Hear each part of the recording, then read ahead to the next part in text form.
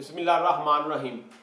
दुनिया में बेतहाशा ऐसे लोग गुजरे हैं जिनकी खिदमात, जिनकी सर्विसेज ऐसी हैं इंसानी ह्यूमैनिटी के लिए जी, जिन्होंने ऐसे ऐसे काम किए हैं जो कि हमेशा उनके नाम, जब तक दुनिया रहेगी उनके नाम रहेंगे। उनकी वो इन्वेंशन, उनके वो काम, उनकी वो सर्विसेज जो वो इस दुनिया को दे गए, इसके लिए कर गए, वो रहेगा। इसमें बहुत बड़ा आज हम जिस पे बात करेंगे वो है लुईस पास्चर का नाम। लुईस पास्चर जो है, he was a great biologist, बहुत बड़ा बायोलॉजिस्ट था। और उसके बारे में थोड़ा डिस्कस करेंगे कि उनकी क्या सर्विसेज थी जिनकी वजह से ज़िंदगी, इंसानी ज़िंदगी में बहुत ज़्यादा तब्दीली आई। इंसानी ज़िंदगी जो है ये इसको बहुत ज़्यादा प्रोटेक्शन मिली, और वो प्रोटेक्शन हम आज भी एंजॉय कर रहे हैं।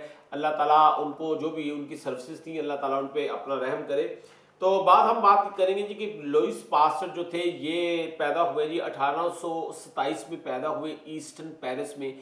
इनके हालात इतने ज़्यादा बेहतर नहीं थे। उनका बेसिकली मॉडरेट या मिडिल क्लास फैमिली से तल्लक था, लेकिन ही वॉज वेरी जीनियस। उनको पढ़ने लिखने का बहुत शौक था। उन्होंने रियाजी मैथमेटिक्स में तालीम हासिल की, केमिस्ट्री में तालीम हासिल की, फिज़िक्स को पढ़ा शुरू में। और बाद में उनको नौकरी का, जब थोड़ा सा बड़े हुए तो नौकरी का उनको इशू था, तो उन्होंने एक लैब में असिस्टेंट के तौर पे नौकरी शुरू कर दी। अब देखें कि वो लोग जिन्होंने भी बड़े काम किए, जिन्होंने भी दुनिया में कुछ ना कुछ इजाद किया, जिन्होंने कोई ना कोई काम किया, उनके अंदर एक ऐसा जज्बा था। अब लुईस पास्चर, इसके हालात अच्छे नहीं थे लेकिन उसका जज्बा बहुत ज़्यादा था। ही वॉज वेरी इंक्विजिटिव, वो हर चीज़ को अपने डिफरेंट एंगल से देखता था। नाउ द थिंग इज कि जब उन्होंने वहाँ पे काम किया तो उन्होंने फील किया, ही स्टार्टेड फीलिंग कि मुझे जो है वो बायोलॉजी, जो उनका फेवरेट सब्जेक्ट था, तो बायोलॉजिकल साइंसेज जो थी, उन्होंने उस पर काम करना शुरू कर दिया। लेटर ऑन वो जिस जगह पे असिस्टेंट के तौर पे काम करते थे उसी यूनिवर्सिटी में वो प्रोफेसर हो गए, और उन्होंने बायोलॉजी के हवाले से उन्होंने चीज़ों को पढ़ना शुरू कर दिया। और पढ़ाई से ज़्यादा उनका जो फोकस था वो रिसर्च के ऊपर था।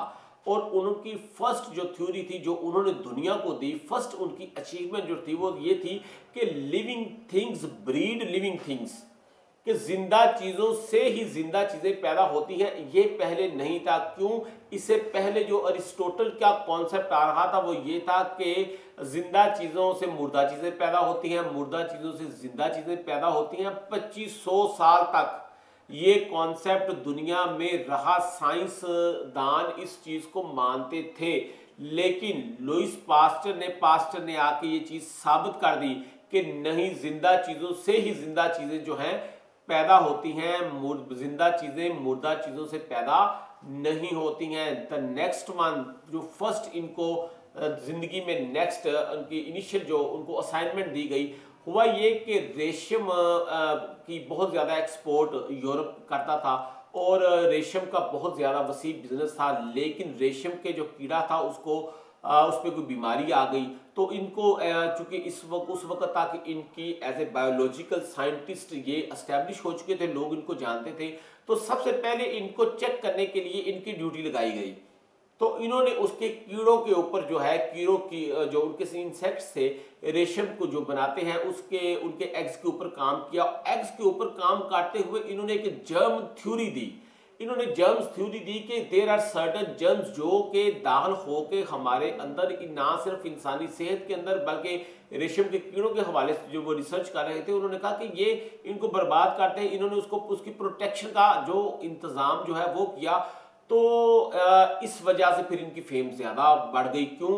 कि यूरोप की इकोनॉमी मेजर जो थी वो ये बहुत बड़ी उसकी एक्सपोर्ट थी रेशम। तो इन्होंने रेशम की उनकी डूबती हुई उस इंडस्ट्री को ना सिर्फ बचाया बल्कि अपनी जो अथॉरिटी थी बायोलॉजिकल साइंसेज में वो भी एस्टेब्लिश की। नेक्स्ट इन्होंने क्या किया कि इन्होंने उस वक्त का कॉन्सेप्ट ये था कि लोगों के हाथ जब भी ऑपरेशन होता था किसी का, और ख़ास तौर पर जब कोई बच्चे पैदा होते थे, तो डॉक्टर्स अपने हाथों का, जैसे कि अब बार बार कहा जाता है, अब तो हर बार हम बहुत ज़्यादा हमें इन्फॉर्मेशन आ गई, तब ये इन्फॉर्मेशन नहीं, लोग अपने हाथ नहीं धोते थे।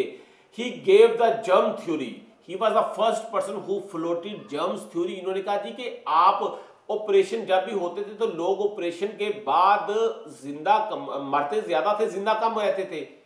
तो पास्टर ने सबसे पहले ये फील किया कि देखें, आप जो भी आलाते जर्राही इस्तेमाल करते हैं, जो इंस्ट्रूमेंट्स यूज करते हैं, डॉक्टर जो ऑपरेट करता है, नर्सिस जो उसको जो असिस्टेंट उनके उनको असिस्ट करते हैं, उनके हाथ जर्म्स से पाक होने चाहिए, उनको जर्म्स नहीं लगने चाहिए। जर्म्स ही वो मेजर चीज है जो इंसानी जिस्म में जाती है, जाके इंसान में ये बीमारी जो है वो पैदा करती है। बीमारी पैदा करने के लिए जो जर्म्स हमारे जिस्म के अंदर जाते हैं वो यही हैं जो मैंने आपको बताया कि उन्होंने पास्टर ने जिसके ऊपर बात की। और उन्होंने फिर कहा कि जी आप ये उन्होंने नेक्स्ट फर्मेंटेशन के बारे में एक्सपेरिमेंट्स किए।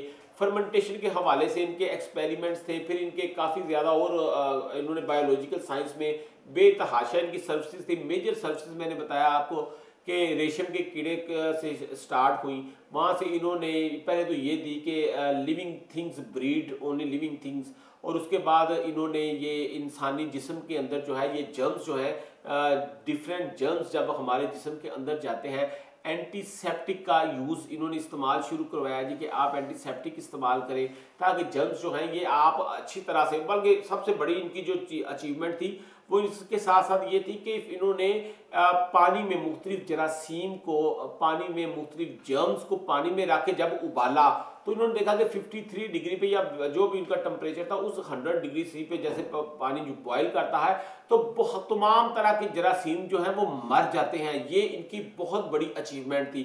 साइंस में इससे पहले इस चीज़ के ऊपर किसी ने बात नहीं की थी, तो that credit goes to pastor also. उसके बाद ऑपरेशन के हवाले से हमारी बात हो गई कि ऑपरेशन में वो लोग जर्म्स का ख्याल नहीं रखते थे, तो उसकी वजह से ऑपरेशन में के बदले में ज़्यादातर बच्चे फौत हो जाते थे, ज़्यादातर लोग बजाय ठीक होने के वो मर जाते थे क्योंकि जर्म्स उनके जिस्म के अंदर चले जाते थे जिससे मजीद बीमारियां फैलती थी। तो इन्होंने जर्म्स को रोकने की थ्योरी सबसे पहले इन्होंने दी। इसके बाद उन्होंने जो उनकी मेजर इन्वेंशन जो जाती है, जो उनका बहुत बड़ा क्रेडिट है, वो यह कि उन्होंने कुत्तों के ऊपर बहुत ज़्यादा रिसर्च की क्योंकि उस वक्त कहते हैं कि उन्होंने बचपन में उनके नेबर में कोई ऐसा शख्स भी फौत हुआ पागल कुत्तों के काटने से, तो वो इस चीज़ को उस वक्त कोई इसका इलाज नहीं था, तो अगर कुत्ते किसी को काट जाते थे तो वो उस बंदे की जो डेथ थी that used to become imminent, inevitable हो जाती थी। तो इन्होंने सबसे ज़्यादा इसके ऊपर काम किया। इससे पहले भी 2-3 बंदों ने काम किया, लेकिन जो काम इन्होंने किया, इन्होंने फिर उसके ऊपर उस बीमारी को प्रॉपरली उसको स्टडी किया। स्टडी करने को कहा जाता है कि ये काफ़ी ज़्यादा कुत्ते जो थे उनके साथ इन्होंने बहुत ही तकलीफ दे और इंतहाई डिफ़िकल्ट सूरत हाल में उन्होंने काम किया जब उन्होंने कुत्तों के ऊपर काम किया।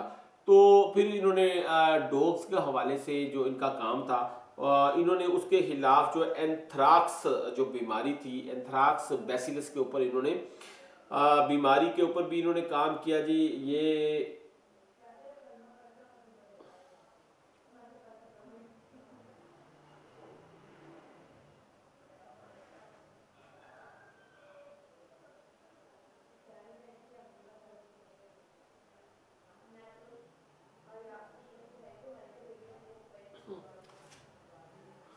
इसके बाद इन्होंने जो काम किया वो उन्होंने किया जी एंथ्राक्स के ऊपर। एंथ्राक्स बेसिकली एक ऐसी बीमारी है जो ना सिर्फ जानवरों में, एनिमल्स में होती है बल्कि इंसानों में भी होती है। तो एंथ्राक्स बैसिलस के ऊपर भी इन्होंने काम किया, उस हवाले से इन्होंने लोगों को बचाया। कहा जाता है कि इनकी इन्वेंशन की वजह से, खासतौर पर पागल कुत्तों को काटने की वजह से, इन्होंने वैक्सीनेशन का कॉन्सेप्ट भी इन्होंने दिया कि अगर छोटी सी डोज इंसान को किसी बीमारी जो है उसके जर्म्स की लगा दी जाए, जिससे आज लेटेस्ट आजकल वैक्सीनेशन हम अपने बच्चों को करते हैं, तो छोटी सी अगर डोज लगा दी जाए तो वो डोज जो है वो उससे इंसान के अंदर जो है वो इतनी इम्यूनिटी पैदा हो जाएगी कि वो उससे फाइट कर सकेंगे।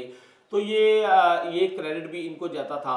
और ख़ास तौर पर कुत्ते के काटने का जो उन्होंने इलाज दरियाफ्त किया, जो वैक्सीनेशन इन्होंने बनाई, ये दैट वाज द मेजर उनका जो जिसे कहते हैं कि माइलस्टोन था उनकी ज़िंदगी में, जिन्होंने मेडिकल साइंस को चेंज करके रख दिया। जर्म्स थ्योरी पे काम किया, एंथ्राक्स के ऊपर काम किया इन्होंने, ये पागल कुत्ते को काटने वाली जो थी इन चीज़ों के ऊपर काम किया। اور خاص طور پر جرمز تھیوری کی وجہ سے یہ 2 3 4 5 ان کا بے تحاشا ان کی ریسرچ تھی، تمام بایولوجیکل جو فیلڈ تھی اس میں. تو ہی is truly call the father of biology.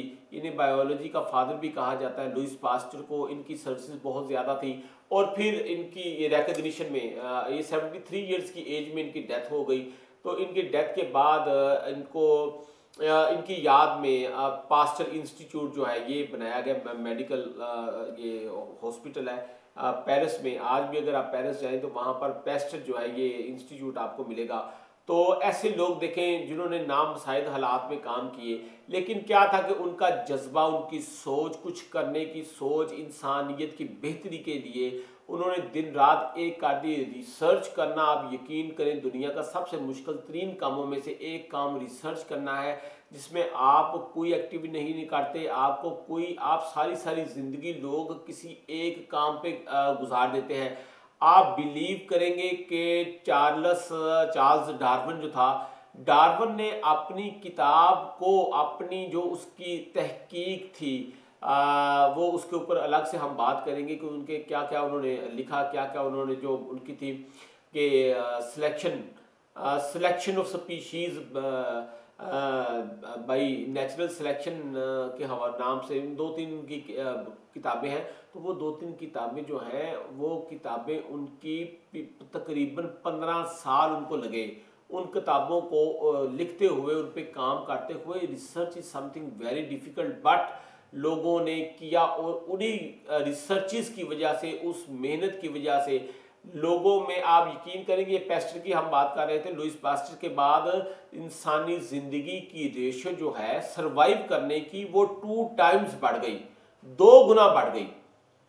تو یہ بہت زیادہ کریڈٹ ہیں جو ان کو جاتے ہیں. ہم نیکسٹ ٹائم انشاءاللہ میں آپ سے بات کروں گا ڈارون کے حوالے سے کہ انہوں نے کس کس جگہ پہ کیا کیا کام کیا اور یہ لوگوں نے کتنی محنت کی، اپنی ساری زندگی انہوں نے وقف کر دی. پھر جا کر انہوں نے انسانیت کو ایسا نام دیا کہ ان کا نام تا قیامت زندگی میں اور میڈیکل سائنس کی شعبوں میں رکھا جائے گا. ان کی خدمات، ان کی سروسز انسانیت کے لیے کبھی بھلائی نہیں جا سکتی. اپنے آس پاس دوستوں کا خیال رکھیے گا. Thank you very much. خدا حافظ.